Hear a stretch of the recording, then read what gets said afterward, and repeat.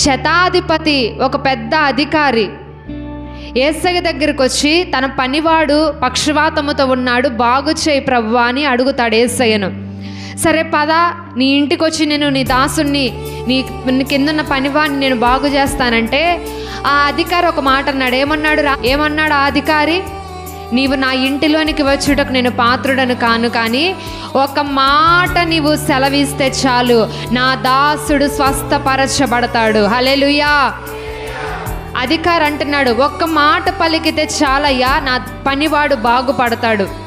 అప్పుడు యేసయ్య అన్నాడు, ఇశ్రాయేలీలలో ఎవరికైనా ఇంత విశ్వాసం ఉన్నట్లు నేను చూడలేదని, నీవు విశ్వసించిన ప్రకారము నీకు అవునుగాక. ఆమేన్. ఎవరి విశ్వాస ప్రకారము? శతాధిపతి విశ్వాసము ప్రకారము. ఆ అధికారి నమ్మాడు, యేసయ్య ఒక మాట పలికితే నా పనివాడు బాగుపడతాడు. రోగి ఎవరండి చెప్పండి? అనారోగ్యముతో ఉంది. ఎవరు? పనివాడా? అధికారా? పనివాడు అనారోగ్యముతో ఉన్నాడు. స్వస్థత కావలసింది ఎవరికి? పనివానికి. ఇప్పుడు విశ్వాసం ఎవరు కలిగి ఉన్నారు? అధికారి కలిగి ఉన్నాడు. అధికారి కలిగినటువంటి విశ్వాస మూలముగా ఆ పనివాడు బాగుపడ్డాడు. హల్లెలూయా.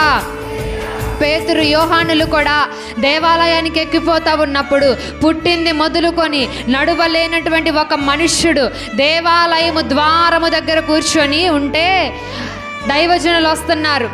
వారి వైపు ఆ యొక్క కుంటివాడు తేరి చూస్తున్నాడు. పెద్ద ధనవంతులు వస్తున్నారు, నాకేదో వెండి కానీ బంగారం కానీ ఇస్తారని చూస్తుంటే వారు ఒక్కటే చెప్పారు, మా దగ్గర అయ్యా వెండి లేదు, బంగారం లేదు, డబ్బులు లేవు, మా దగ్గర ఏమీ లేదు, కానీ ఒక్కటి కలిగి ఉన్నాము, యేసు నామమున లేచి నడువమన్నారు. వెంటనే దిగ్గును లేచి పరిగెత్తి ఉన్నాడు. హల్లెలూయా, హల్లెలూయా.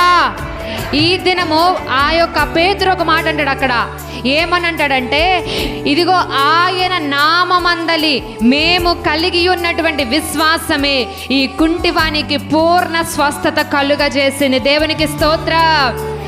హల్లెలూయా. ఎవరు విశ్వాసము కలిగి ఉన్నారు? ఆ రోగి కాదు, కుంటివాడు కాదు.